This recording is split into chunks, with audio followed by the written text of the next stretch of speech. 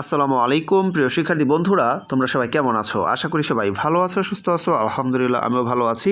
শিক্ষার্থী বন্ধুরা, চলো জাতীয় সংসদ ভবন সম্পর্কে জেনে আসি। জাতীয় সংসদ ভবনের অবস্থান ঢাকার শেরেবাংলা নগরে অবস্থিত।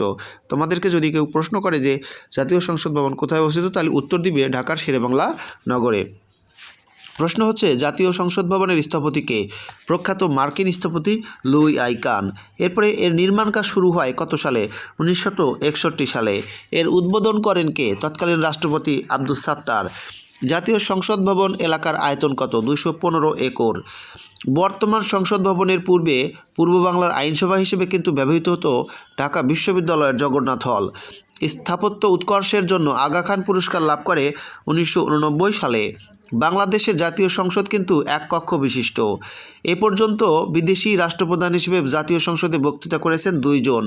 যুগোস্লাভিয়ার প্রেসিডেন্ট মার্শাল জোসেফ টিটো 1974 সালে প্রথম করেন, আর দ্বিতীয় হচ্ছে ভারতের প্রেসিডেন্ট ভিভি গিরি।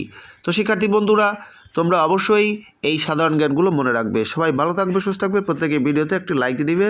নতুনরা অবশ্যই চ্যানেলটা সাবস্ক্রাইব করে রাখবে। আল্লাহ হাফেজ।